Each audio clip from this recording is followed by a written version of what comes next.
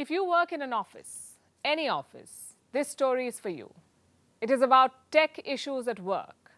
Raise your hand if you've been a victim. Or never mind, let's commiserate.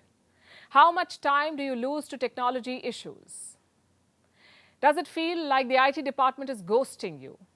Do you have to constantly hound them? Do you find yourself locked out of the system after failed password attempts?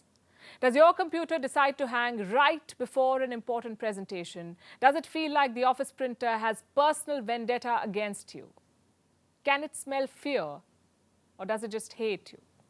All I can say is that you're not alone. In this time-starved world, we are all terminally tech-frustrated. And IT issues don't just fill us with murderous thoughts, they also kill productivity. Listen to this. Nearly half of employees lose 1 to 5 hours every week dealing with IT issues. This was estimated in a recent survey, 1 to 5 hours every week. This translates to about 11 days a year.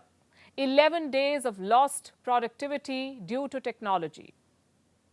Just think about all the things you could have done during this lost time, all the meetings you could have attended, all the lost chances to say, wow, that meeting should have been an email. And they say time is money. At minimum wage, this is costing each worker in the US over $1,900 every year. It costs each worker in the UK about $3,000 every year. What about India? About 47,000 rupees or $560 because we're talking about minimum wage. Moral of the story, everyone suffers a loss. But does your boss care that tech issues stopped you from meeting the deadline? Data says probably not.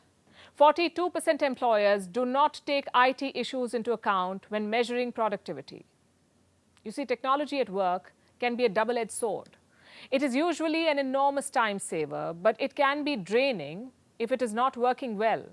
Sometimes staff doesn't know how to use the tools provided to them. That's because we are now using more technology than ever before, and it keeps changing all the time. We attend office workshops to understand the latest tech, but soon that tech becomes obsolete and we find ourselves learning the bells and whistles of the latest tech replacement. Another problem is generational differences. Not a sweeping statement, but it's definitely a trend. Millennial employees see far higher value in chatbots and virtual whiteboards. Then we have Gen Z, the generation born between the late 1990s and early 2010s. They face something called tech shame at work. It refers to how overwhelmed young people feel when using basic office tools. 1 in 5 young workers feels this way. They grew up fiddling with apps on their phones, but the humble office printer or scanner can seem daunting to them. And all of this gets worse when you're working from home. Then you're on your own. And sometimes slow technology can cause privacy concerns. According to a survey last year, 79% people switched to their personal devices after facing tech concerns. So what should companies do? They should listen to their people, understand their pain points. And the idea is not to villainize the IT department. While computer issues affect our productivity, calling the IT department for every little glitch also affects theirs. So we can all try to learn. Remember, in today's world, workplace technology is directly linked to employee engagement because employees care about their experience. They care about their tech experience at work too.